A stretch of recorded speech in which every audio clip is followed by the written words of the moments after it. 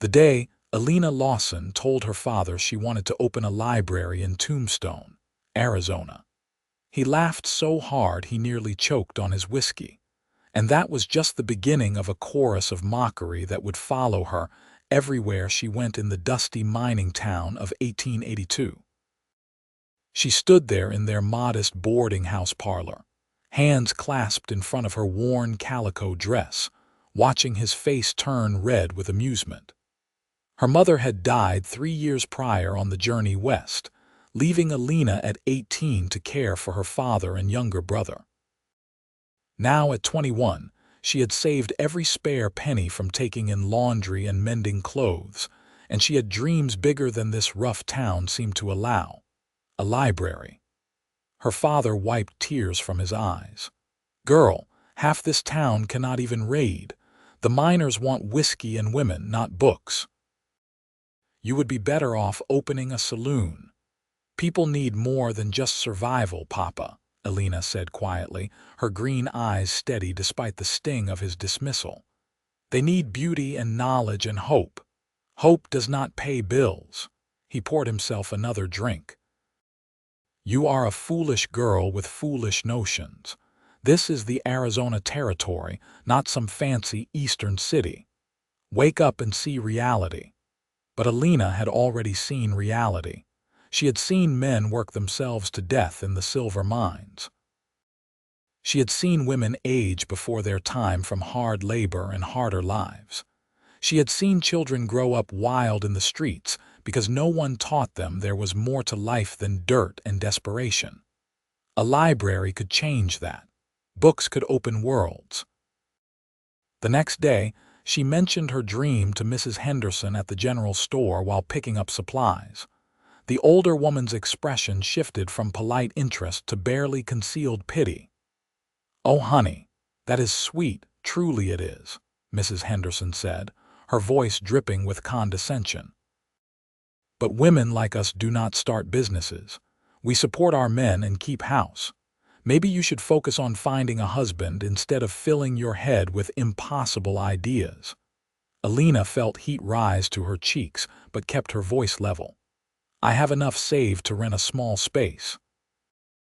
I just need to find the right building." Mrs. Henderson patted her hand like she was a confused child. "Save that money for a dowry, dear. No man wants a wife with her head in the clouds." Over the following weeks, Elena faced similar reactions everywhere she turned. The bank manager laughed outright when she inquired about a loan. The owner of the empty storefront on Allen Street told her he would not waste his property on such a ridiculous venture. Even other women in town began whispering about poor deluded Elena Lawson and her wild notions. "She thinks she is better than us," she overheard Sarah Mitchell saying at the well. "Too good for honest work, wants to play at being some kind of scholar. Her poor father," another woman chimed in, "stuck with a daughter who refuses to see sense. She will end up alone and penniless with all these grand ideas." Elena drew water with shaking hands, blinking back angry tears. She was not trying to be better than anyone. She just wanted to offer something meaningful to this hardscrabble town. Why was that so difficult to understand? She walked back to the boarding house with her heavy bucket, her shoulders squared despite the weight of constant rejection. The October sun beat down mercilessly, coating everything in a layer of fine dust that seemed to seep into her very bones. Tombstone was aptly named. It felt like a place where dreams came to die. That evening, she sat at the small desk in her room and counted her savings again. $47.30. It had taken her 3 years of backbreaking work to save that much. Most women would use it for a trousseau or household items in preparation for marriage, but Elena had other plans. She pulled out her carefully maintained list of books she wanted to acquire, running her finger down the titles she had memorized. Shakespeare, Dickens, Austen, Hawthorne, volumes of poetry and history and science. She imagined them lined up on shelves, available for anyone who wanted to better themselves. The next morning, Elena put on her best dress, a simple green cotton that matched her eyes, carefully mended and pressed, and headed to the newspaper office. If she could place an advertisement, maybe someone would take her seriously. Maybe someone with a building to rent would see potential in her plan. The editor, a grizzled man named Tombstone, looked up from his printing press with ink-stained fingers. "Help you, miss. I would like to place an advertisement," Elena said, trying to sound confident. "I am looking to rent a space for a lending library." Thompson's expression shifted from neutral to amused. "A library in Tombstone," he chuckled, shaking his head. "Miss, I will take your money if you insist, but I would hate to see you waste it. Nobody in this town cares about books." "Then it will not cost you much ink to prove me wrong," Elena replied, placing $2 precious on the counter. He shrugged and took her information, but she could see the smirk on his face as she left. She was becoming the town joke, she realized. Poor, foolish Elena Lawson with her impossible library.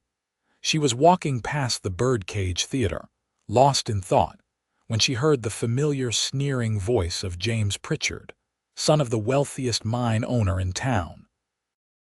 He was leaning against a post with two of his friends, and they were clearly talking about her.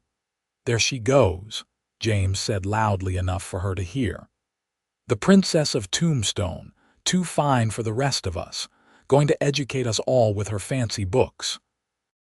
His friends laughed, and one called out, "Hey, Elena, when you open that library of yours, will you read me a bedtime story?"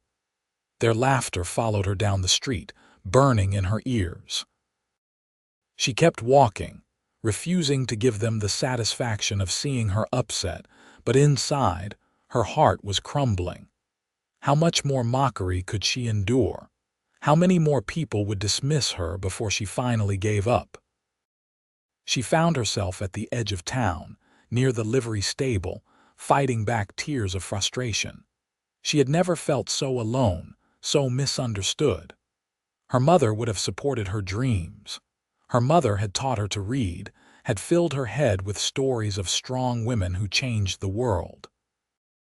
But her mother was gone, buried somewhere along the trail to Arizona, and Elena was left to fight these battles alone. "You look like you have had a rough day." The voice startled her. She turned to find a tall cowboy leaning against the stable fence, watching her with kind eyes. He was probably around 26 or 27, with sandy brown hair and an honest face weathered by sun and hard work. His clothes were dusty from the trail, but well maintained, and his hat was pushed back on his head. Elena quickly wiped at her eyes, embarrassed to be caught in such a vulnerable moment. "I am fine, thank you." "Respectfully, madam, you do not look fine." He pushed off from the fence and walked closer, removing his hat. "Name is Owen Patterson. Just rode in from Texas looking for work. Could not help but overhear those fools back there giving you trouble." "It is nothing I cannot handle," Elena said, though her voice wavered slightly. Owen studied her face for a moment, his brown eyes thoughtful. "Let me guess. You are the one trying to start that library." Elena's defenses went up immediately. "And I suppose you think it is foolish too. Actually, I think it is the best idea I have heard in months." His response was so unexpected that Elena could only stare at him. Owen smiled, a genuine warm smile that reached his eyes. "My mother was a teacher back in Houston. She always said that a town without books is a town without a future. She would have loved your plan." Elena felt something shift in her chest, a tiny flutter of hope she had almost forgotten. "You really think so?" "I know so." Owen gestured toward the street. "Mind if we walk? I promise I am harmless. Just figured you could use someone who is not going to mock you for having vision." They began walking slowly along the outskirts of town, the afternoon sun casting long shadows across the desert landscape.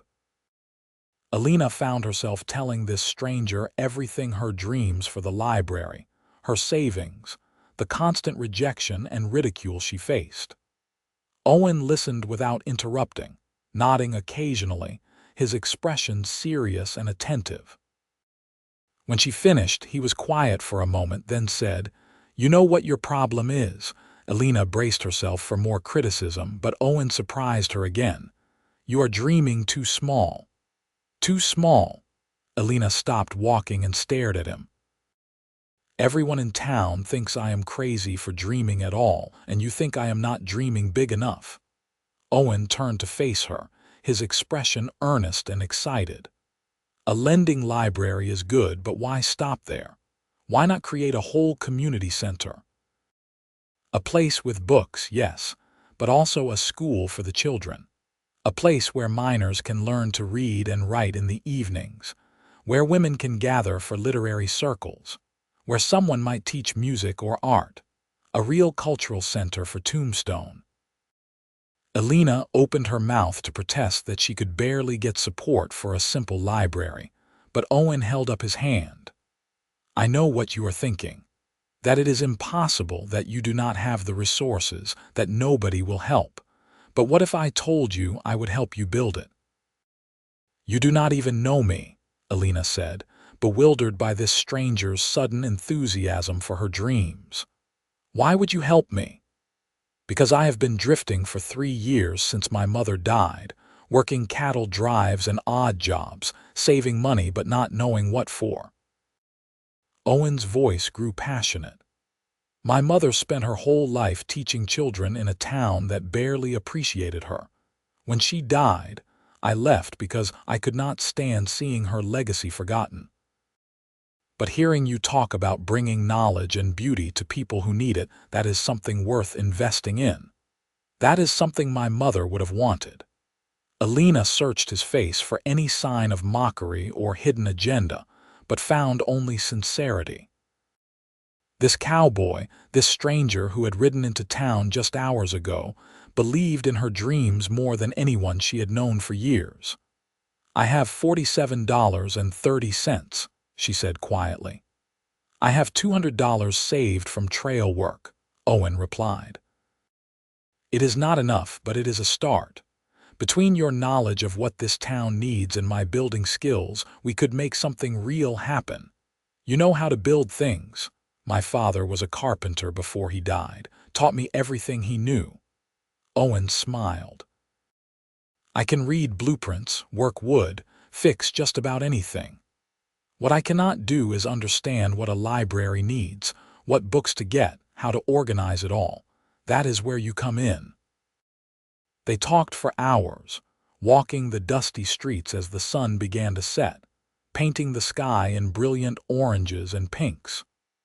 Owen asked detailed questions about her vision, listened carefully to her answers, and offered suggestions that expanded her ideas rather than dismissing them. He told her about his mother's school in Texas, the challenges she faced, the victories she won. He spoke about his years on the trail, the hard lessons learned, the money carefully saved for some purpose he could never quite name. By the time they parted ways at the boarding house, Elena felt something she had not felt in months: genuine hope. Not the desperate, clinging hope she had been nursing alone, but real, solid hope backed by partnership and possibility. "Meet me tomorrow at the livery," Owen said as he tipped his hat. "I am going to look at available properties and talk to some people. We will figure this out together." That night, Elena lay awake in her small room, her mind racing. Could this actually work? Could this cowboy who appeared out of nowhere really help her achieve her dreams? Part of her feared it was too good to be true, that he would disappear by morning or change his mind once he really understood the scope of the challenge. But when she arrived at the livery the next morning, Owen was already there, talking animatedly with the stable owner. He waved when he saw her, his face bright with excitement. "Good news," he said, jogging over to her. "There is a building at the edge of Fremont Street." It used to be a dry goods store, but the owner died and his widow wants to sell. It needs work, but the structure is sound. She will sell it for $150. That is almost everything we have, Elena said, her practical side warring with her excitement. We will need money for books and supplies too, Owen acknowledged. But I have an idea about that. What if we start smaller with the actual library collection, but offer other services immediately? I can do carpentry work for hire. You could continue your laundry and mending services, but operate from the center.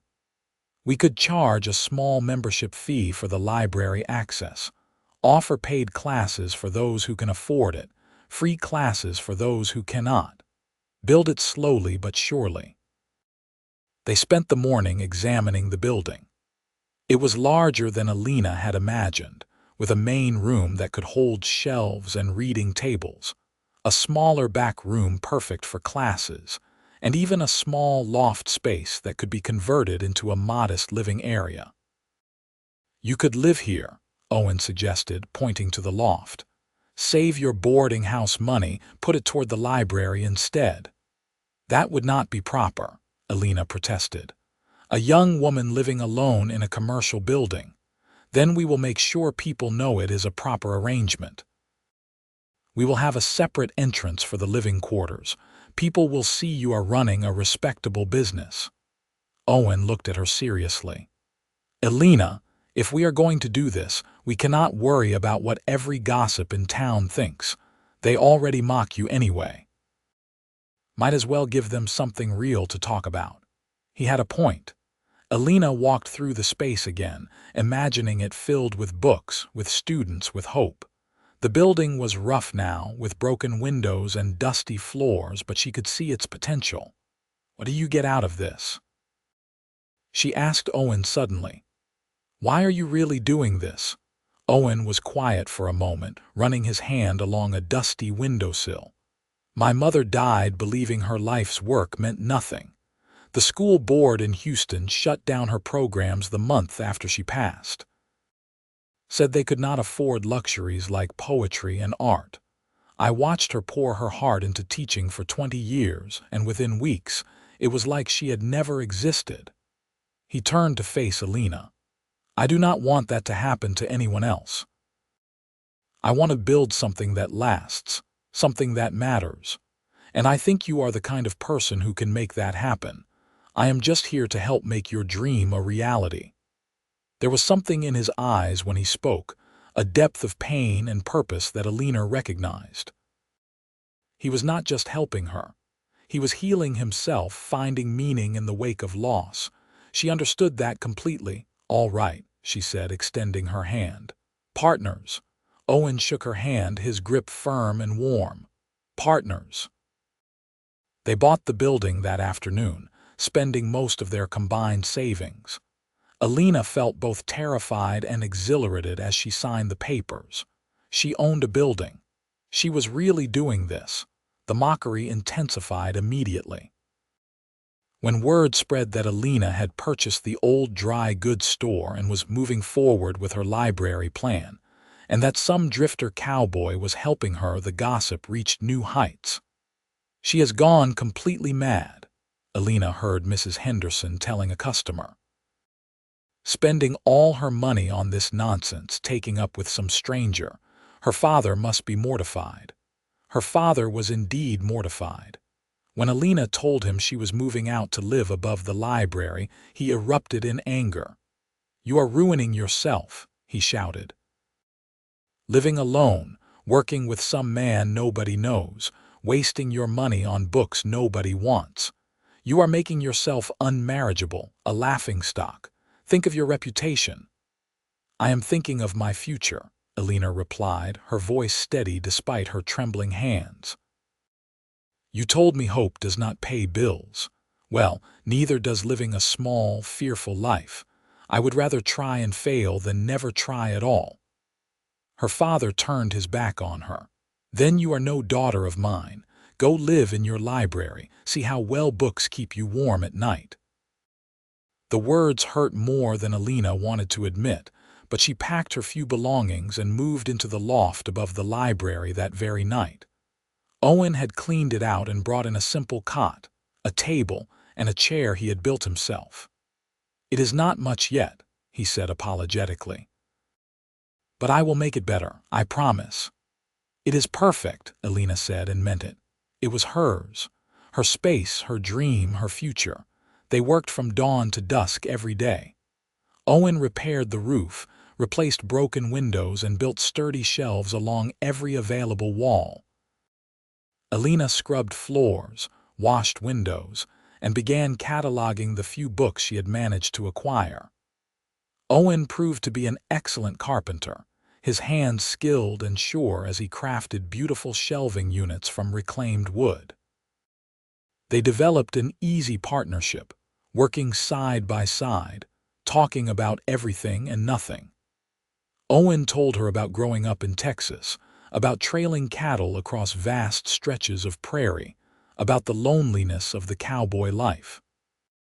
Elena shared memories of her mother, her love of literature, her hopes for what this library could become. "What is your favorite book?" Owen asked one evening as they sat on the front steps, taking a break from work. The sunset painted the sky in brilliant colors, and for a moment, Tombstone looked almost beautiful. "Pride and Prejudice," Elena answered without hesitation. "I love the way Elizabeth Bennet refuses to compromise herself for anyone.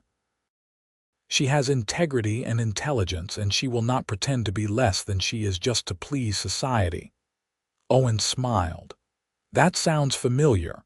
Reminds me of someone I know." Elena felt herself blush. "What about you? Do you have a favorite?" "My mother used to read me The Last of the Mohicans when I was young. I loved the adventure of it, the nobility of the characters. But honestly, I have not read much since she died. Been too busy moving around, working." "Well, once we get this library open, you will have plenty of time to catch up," Elena said. They sat in comfortable silence for a while, watching people move along the street. Elena was acutely aware of Owen's presence beside her, the warmth of his shoulder nearly touching hers. Over the past few weeks, he had become more than just a business partner. He was her friend, her supporter, the one person who believed in her dreams as much as she did. "People are going to talk, you know," Owen said quietly. "About us working together, you living here, me being around all the time." "Let them talk," Elena replied. "They already think I am crazy. I do not want to damage your reputation further." Elena turned to look at him, this kind cowboy who had appeared in her life like an answer to a prayer she had not known how to voice. "Owen, you are the only person in this entire town who treats me like my dreams matter. You have invested your money and your time into helping me. My reputation was already damaged the moment I dared to want something more than what people expected. I am not going to send away the one friend I have just because narrow-minded people might gossip." Something shifted in Owen's expression, a warmth in his eyes that made Elena's heart skip. "Is that what we are, friends?" "I think so," Elena said softly.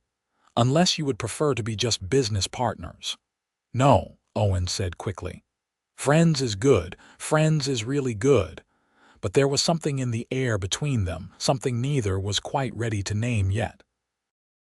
They went back to work, but Elena found herself increasingly aware of Owen's presence, the way he hummed while he worked, the concentrated expression on his face when he measured wood, the gentleness of his hands when he helped her reach high shelves. By November, the library was starting to take shape. The shelves were built and sanded smooth. The windows let in clear light. The floors were clean, and Owen had even built comfortable benches for reading. They had acquired nearly 50 books through various means, some Elena bought with her remaining money, some donated by the few sympathetic souls in town, some ordered from a catalog using money Owen earned doing carpentry jobs. "We need a name," Elena said one morning as they arranged books on shelves. We cannot just call it the library. What about the Lawson Library? Owen suggested. Too formal. And besides, this is not just my dream anymore. You have put as much into it as I have. The Patterson-Lawson reading room, Owen tried, grinning. Elena laughed. That sounds like a law office. She thought for a moment, then said, what about the Territorial Cultural Center? It reflects our bigger vision books, yes, but also learning and community. I like it, Owen agreed. Grand but honest. They painted the name on a sign Owen had carved and hung it above the door. Elena stood back and looked at it, feeling a surge of pride and accomplishment. They had done this. Against all odds and all mockery, they were really doing this. The official opening was set for the first Saturday in December. Elena spent the week before creating flyers and leaving them around town, though she tried not to notice how many were torn down or used for kindling. Owen built a small podium for the front of the reading room and created a simple checkout system for lending books. The night before the opening, Elena could not sleep. She kept imagining an empty room, nobody coming, her dreams dying in silence and indifference. Around midnight, she climbed down from her loft to find Owen still working by lamplight, building one more bookshelf. Cannot sleep either, he asked when he saw her. Too nervous, Elena admitted. What if nobody comes? Owen set down his tools and walked over to her. Then we will keep working. We will offer classes for free. We will show people the value of what we are offering. This does not succeed or fail based on one day, Elena. This is a long-term investment in the community. How are you always so calm and confident? Elena asked. I am not, Owen said with a slight laugh. I am terrified. I have put everything I have into this, but I believe in what we are doing, and I believe in you. They stood close in the lamplight, surrounded by books and possibility. Elena looked up at Owen's face, seeing the exhaustion from weeks of hard work, but also the hope and determination that matched her own. Thank you, she said quietly, for believing in me when nobody else did, for helping me build this, for being my friend. Elena, Owen said, his voice rough with emotion. I need to tell you something. These past few weeks working with you, building this dream together, it has been the happiest I have been since my mother died. And it is not just about the library. It is you. Your passion, your intelligence, your refusal to give up even when everyone mocks you. I have never met anyone like you, and he stopped, looking uncertain, and Elena's heart was pounding so hard she could barely breathe. And you what? She prompted softly. And I think I am falling in love with you, Owen finished in a rush.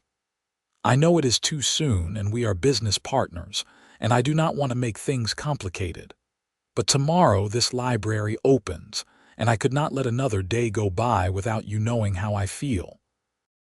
Elena felt tears spring to her eyes, but they were happy tears.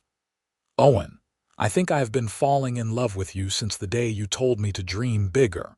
You saw me when everyone else looked through me. You believed in me when I was starting to doubt myself. You have become my best friend and my partner, and yes, somewhere along the way you became so much more. Owen reached out and gently cupped her face in his hands, his calloused fingers surprisingly tender. May I kiss you? Yes, Elena whispered, and then his lips were on hers, warm and sure and sweet. The kiss was gentle at first, almost tentative, but then deepened as years of loneliness and longing melted away. Elena wrapped her arms around Owen's neck, and he pulled her closer, holding her like she was something precious and rare. When they finally broke apart, both breathing hard, Owen rested his forehead against hers. I love you, Elena Lawson. And whatever happens tomorrow or any day after, I want you to know that helping you build this dream has given my life meaning again. You have given me purpose. I love you too, Elena said, tears streaming down her face. And we are going to make this work, the library and us, All of it. They held each other in the lamplight, surrounded by books and hope, and the future they were building together. The next morning dawned clear and cold. Elena dressed carefully in her best dress, her hands shaking as she pinned up her hair. Owen had gone to the boarding house to clean up and change clothes, promising to return before the opening at 10 o'clock. When he arrived, looking handsome in a pressed shirt and clean trousers, he carried a small bouquet of desert flowers. "For good luck," he said, handing them to Elena with a kiss on her cheek. They arranged the final details, made sure the checkout ledger was ready, and placed the few donated cookies on a plate by the door. At 10 o'clock exactly, Owen unlocked the door and opened it wide. Nobody came. They stood waiting, trying not to look at each other, trying not to acknowledge the empty street outside. 15 minutes passed. 30 minutes. An hour. "Maybe we should close up," Elena said finally, her voice breaking. "This was foolish. You were right to mock me after all." "I never mocked you," Owen said fiercely, taking her hand. "And we are not closing. We opened this library to serve this community, whether they appreciate it immediately or not. We will stay open our full hours, and we will do it again tomorrow and the day after that, until people understand what we are offering." At 11 o'clock, the door creaked open. Elena looked up, her heart jumping, to see a small Mexican woman entering hesitantly. She was probably in her 40s, dressed in simple but clean clothing, and she looked nervous. "I am sorry to bother you," she said in heavily accented English. "I saw your sign. You truly let people borrow books for free?" "Yes," Elena said, rushing forward. "Absolutely. Welcome to the Territorial Cultural Center. I am Elena Lawson, and this is Owen Patterson." The woman smiled shyly. "I am Rosa Mendez. I work as a cook at the hotel. I learned to read in Mexico, but I have not had a book to read in years. You truly have books in Spanish." Elena's heart sank. "I am so sorry, we do not have any Spanish books yet, but we have some simple English books if you would like to practice English reading." Rosa looked disappointed but nodded. "Yes, I would like that. My children, they need to learn better English. Perhaps simple stories for them." Owen and Elena spent the next hour helping Rosa select books for herself and her 3 children. She was so grateful, so excited, that she almost cried when they explained she could keep the books for 2 whole weeks. "Nobody ever offers anything free to people like me," Rosa said. "You are doing a good thing here. I will tell my friends." After Rosa left, clutching her books like treasures, Elena sat down heavily on one of the benches. "One person," she said. "In 3 hours, one person came." "One person whose life we just enriched," Owen corrected, sitting beside her and taking her hand. "One person who will tell others. That is how this works, Elena, one person at a time." Over the next week, a few more people trickled in, mostly working-class people like Rosa, folks who could never afford to buy books. A miner who wanted to learn to read better so he could write letters to his family back east. A widow who missed reading and could not afford to buy books. A young man who dreamed of being a lawyer and needed access to law books. They were not the town's elite.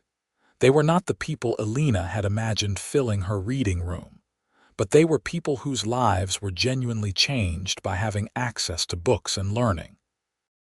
And slowly, very slowly, word began to spread. By Christmas, they had 30 regular patrons.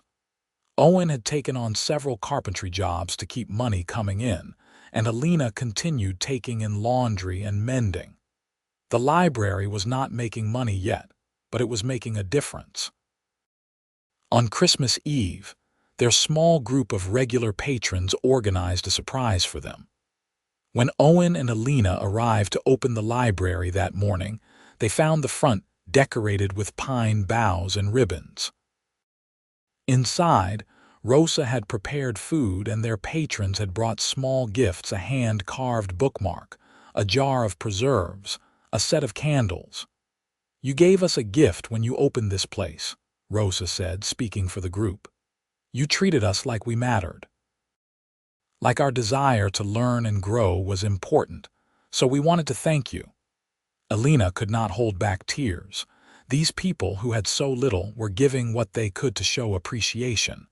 This was why she had wanted the library, this moment right here. That night, after everyone had gone home, Elena and Owen sat together in the quiet library, surrounded by books and the lingering scent of pine. A gentle snow had begun to fall outside, rare for Tombstone but beautiful. "Merry Christmas," Owen said, pulling a small wrapped package from his pocket. "I made this for you." Elena unwrapped it to find a beautiful wooden box, intricately carved with roses and vines. Inside was a small key. "The box is for keeping important things," Owen explained, "and the key is for this." He pulled out a deed and placed it in her hands. Elena stared at the paper, not understanding at first. Then she realized what she was looking at: a deed to the building with both their names on it. "I had it redrawn," Owen said. "We are partners in this, Elena. Equal partners. I wanted it to be legal and official. This library, this dream, it is ours together." "Owen, I cannot accept this. You put in more money than I did. You put in years of dreams and planning and courage. You put in your reputation and your relationship with your father. Money is the least important thing you have invested." Owen took her hands. "I love you, Elena. I want to build a life with you, a future, and I want it to be a true partnership in every way." Elena threw her arms around him, holding him tight. "I love you so much. Yes, partners in everything." They kissed there in the lamplight, the snow falling softly outside, the books silent witnesses to their love and commitment. The new year brought unexpected changes. In January, a young teacher named Margaret arrived in Tombstone to start a school, and she immediately sought out the library. She and Elena became fast friends, and they worked together to coordinate resources. Margaret's students used the library in the afternoons, and suddenly, the reading room was full of children's voices and laughter. The town's opinion began to shift slowly. Parents who had mocked Elena now grudgingly admitted that having a place for their children to read and study was useful. When Owen started offering evening classes in basic reading and arithmetic for adults, more people began to see the value of what they had created. In March, a reporter from the Tombstone Epitaph came to do a story on the library. The resulting article was surprisingly positive, highlighting how the cultural center was serving the working-class population and providing educational opportunities previously unavailable. "The Territorial Cultural Center stands as a testament to what vision and determination can accomplish," the article read. "What began as one woman's dream, mocked by many, has become a vital community resource."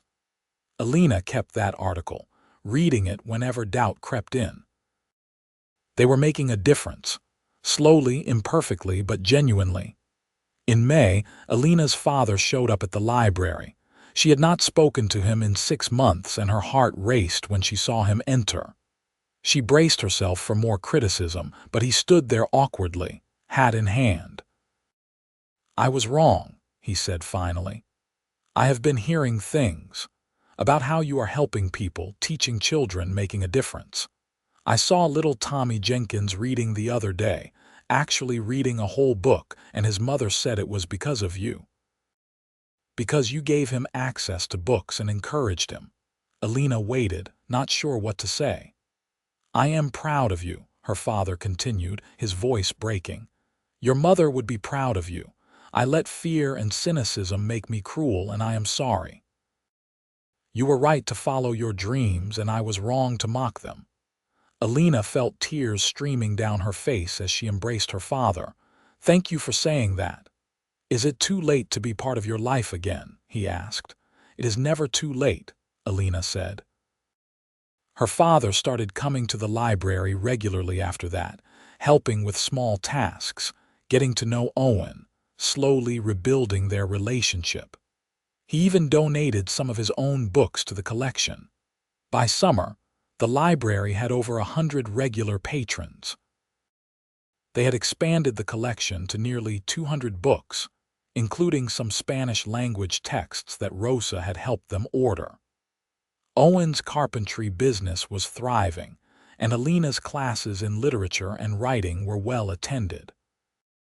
One evening in late June, Owen asked Elena to take a walk with him. They strolled out to the edge of town, where the desert stretched vast and beautiful under a sky painted with sunset colors. "Elena Lawson," Owen said, taking both her hands in his. "You have made me happier than I ever thought possible. You have given my life purpose and meaning. You have shown me what it means to fight for your dreams and to make a real difference in the world. I love you more than words can express, and I want to spend the rest of my life building dreams with you."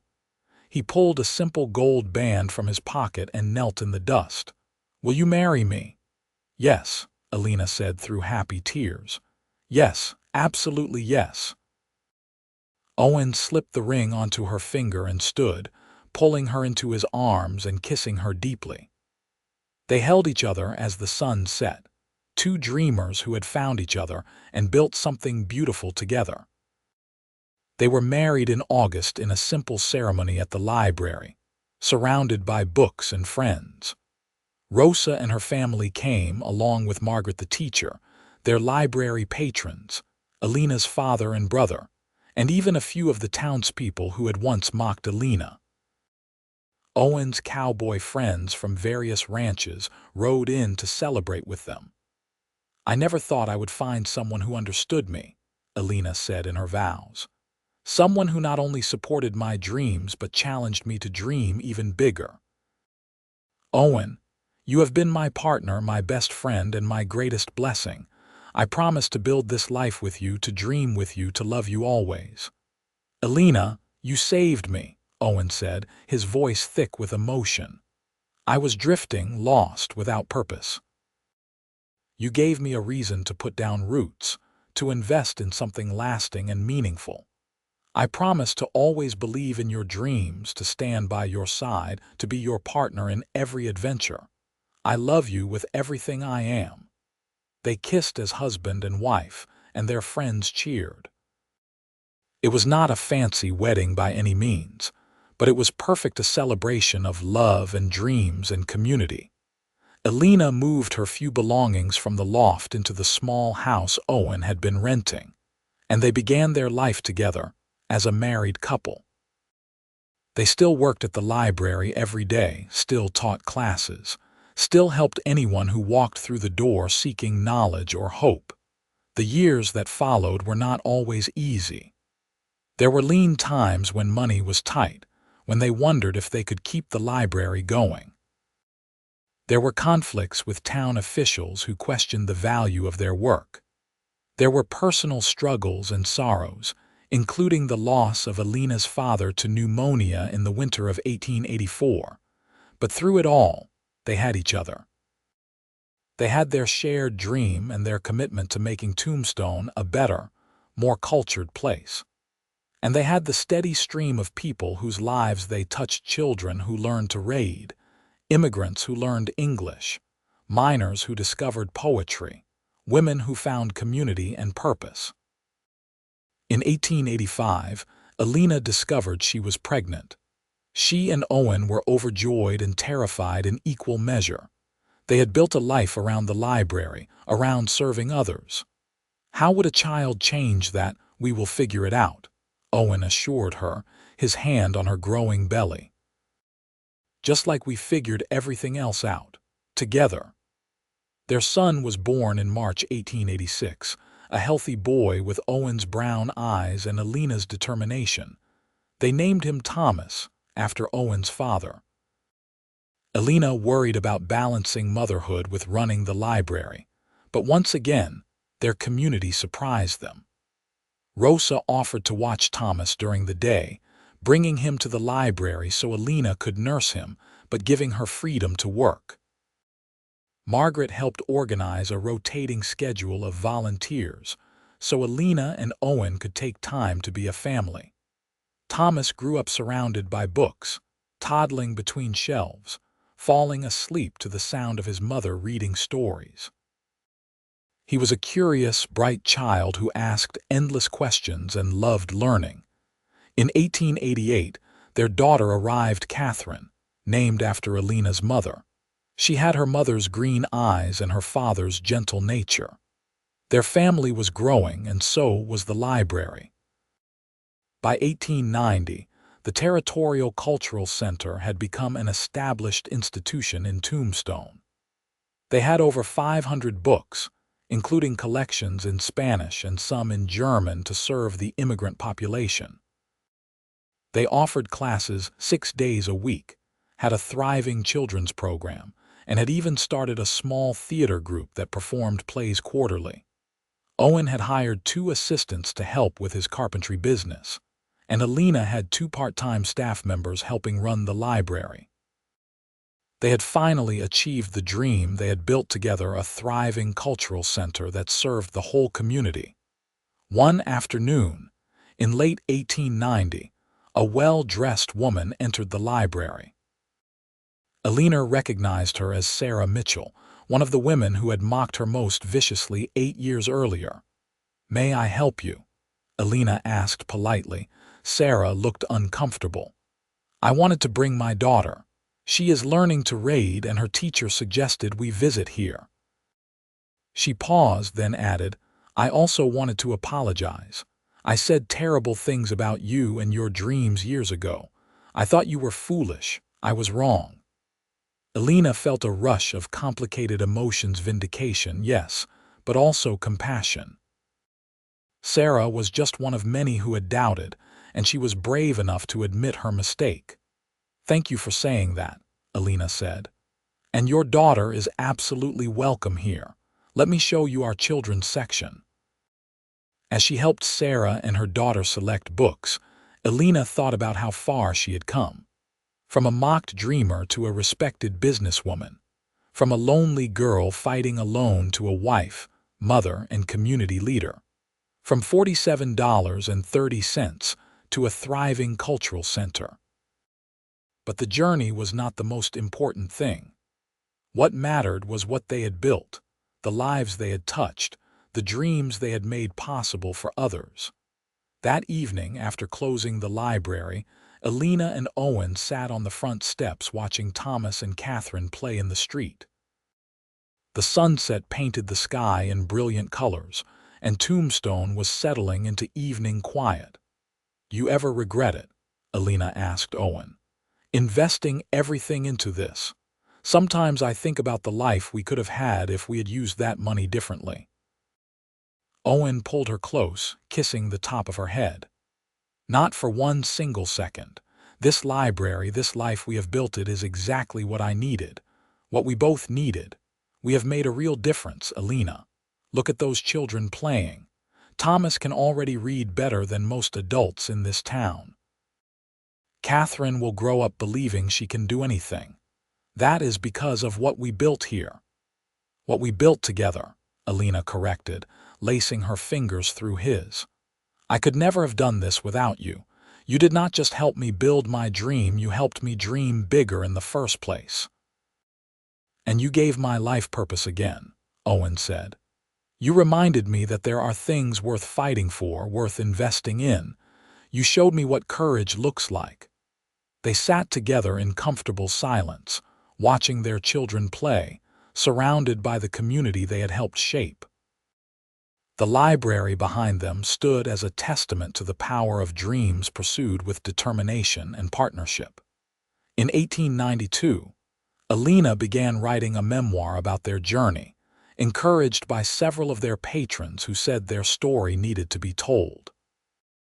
She wrote about the mockery she faced, about Owen appearing like an answer to prayer, about building the library one plank and one book at a time. She wrote about the power of partnership and belief, about dreaming bigger than your circumstances, about fighting for something meaningful. When the memoir was published in 1893, it was modest in its reach but profound in its impact. Women across the Arizona Territory read about Elena's journey and were inspired to pursue their own dreams. Several wrote to her saying they had started libraries or schools or businesses because her story showed them it was possible. The library continued to grow and evolve. In 1895, they expanded into the building next door, doubling their space. They added a proper classroom, a music room, and a gallery for local art. The Territorial Cultural Center became a hub of community life in Tombstone. Owen's carpentry business thrived as well, employing 6 men and taking on projects across the territory. He designed and built schools, churches, and community buildings, always incorporating the same care and craftsmanship he had used on their library. Thomas, at age 10, was already helping in the library, shelving books and reading to younger children. Catherine, at 7, was showing an early talent for music and performed at their quarterly concerts. Elena and Owen were raising children who understood service, who valued education and culture, who dreamed big. In 1898, Elena's brother, who had left Tombstone years earlier seeking his fortune in California, returned with his own family. He had become a successful merchant and wanted to invest in the library. With his donation, they were able to establish a proper endowment, ensuring the library's future stability. "I never believed in you," he admitted to Elena. "I thought you were wasting your time, but you built something real and lasting. You changed this town. I want to be part of that legacy." By the turn of the century, the Territorial Cultural Center had over 2,000 books, served more than 500 regular patrons, and offered dozens of classes and programs. Elena and Owen, now in their late 30s, looked back on nearly 20 years of partnership and progress with deep satisfaction. On their 20th wedding anniversary in 1902, their friends and patrons organized a celebration at the library. Rosa, now in her 60s but still vibrant, gave a speech about how the library had changed her family's life. Her children had all learned to read English fluently, and her eldest son was now a lawyer in Tucson. "Elena and Owen did not just give us books," Rosa said. "They gave us hope. They gave us opportunity. They believed in people that nobody else believed in." Margaret, still teaching in Tombstone after all these years, spoke about the partnership between the school and the library, how they had worked together to raise educational standards in the community. Elena's brother talked about how his sister's courage had inspired him to take risks in his own life, to pursue bigger dreams. When it was Elena's turn to speak, she looked out at the crowd of people, former skeptics and longtime supporters, children who had learned to read in this very room, families who had been transformed by access to knowledge. "20 years ago, I was mocked for my dreams," Elena said. "People told me I was foolish, that nobody in Tombstone wanted a library, that I should give up and accept my limitations. But I could not give up, because I believed that people deserve beauty and knowledge and hope, no matter where they live or what their circumstances are." She turned to Owen, who stood beside her. "Then this cowboy rode into town and said something that changed my life. He said I was not dreaming big enough. He said, 'Dream bigger and I will help you build them.' And he did. Every single day for 20 years, he has helped me build these dreams. But more than that, he has loved me, supported me, challenged me, and built a beautiful life with me." Owen took her hand, tears in his eyes. "This library is not just about books," Elena continued. "It is about what happens when people believe in each other, when they invest in their community, when they refuse to accept that things cannot be better. Owen and I built this together, but all of you made it matter. You used it, supported it, believed in it.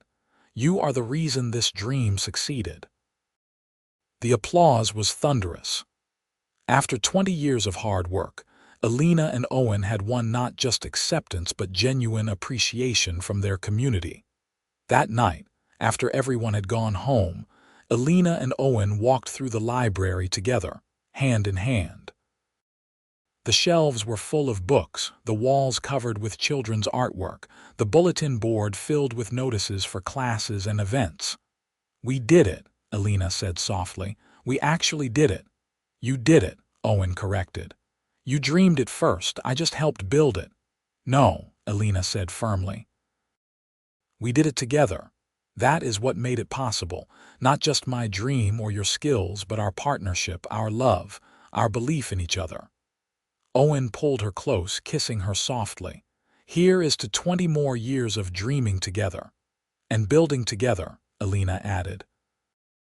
They stood there in the library they had created, surrounded by books and memories and hope. Two people who had found each other at exactly the right moment, who had built something beautiful out of mockery and doubt, who had proven that dreams backed by partnership and love could change the world.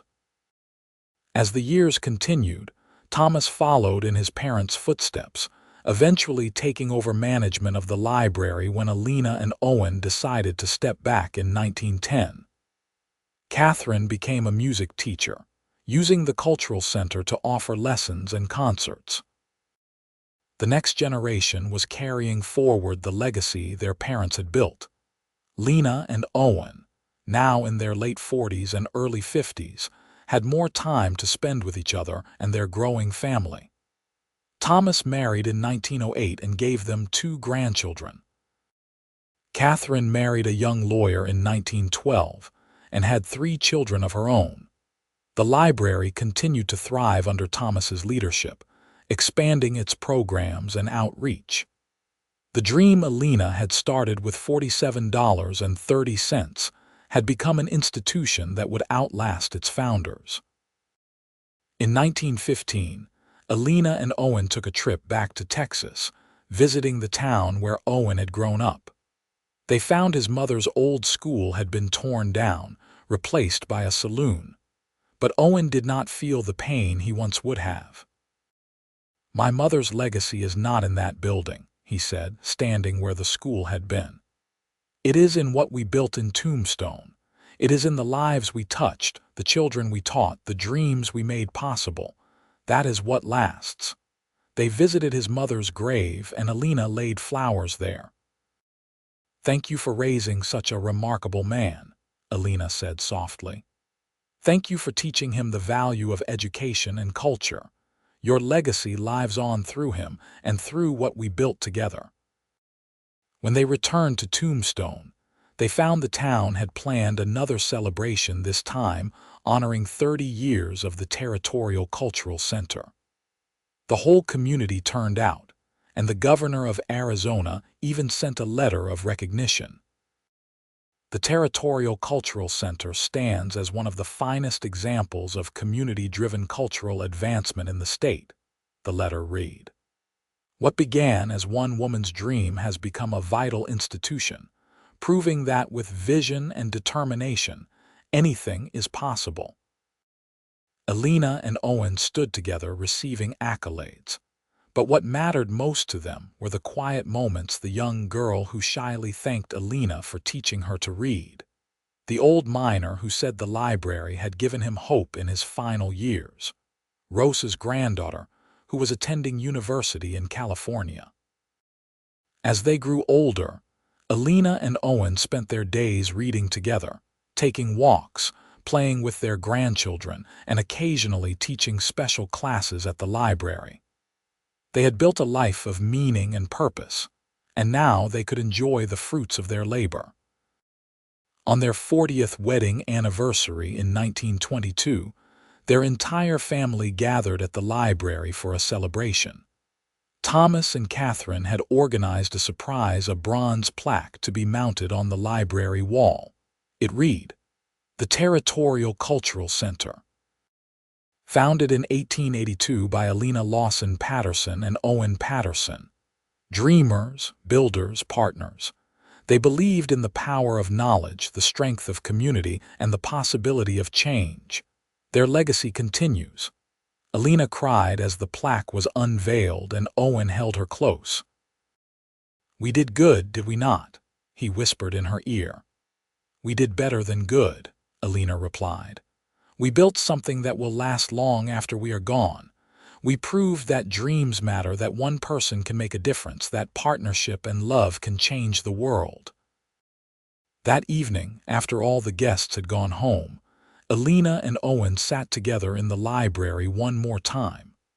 They were in their 60s now, their hair gray, their faces lined with age, but their eyes still bright with love and purpose. "If you could go back," Owen asked, "to that day when I first met you outside the livery, would you change anything?" Elena thought about all they had been through, the mockery and struggle, the financial hardships, the doubts and fears. She thought about the years of hard work, the sacrifices they had made, the challenges they had overcome. "Not one single thing," she said. "Every moment, every challenge, every victory, it all led us here. To this library, this family, this life. I would not change any of it." "Neither would I," Owen said, kissing her hand.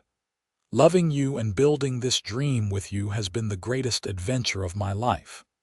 They sat together in the library they had created, surrounded by thousands of books, wrapped in the legacy they had built. Two people who had believed in each other when nobody else did, who had dreamed bigger than their circumstances, who had built something beautiful and lasting. Elena Lawson Patterson, once mocked for her dreams, had proven that with courage, determination, and the right partner, anything was possible. And Owen Patterson, the cowboy who rode into town and told her to dream bigger, had helped her build those dreams into a reality that would serve their community for generations to come. Their love story was not just about romance, though they loved each other deeply.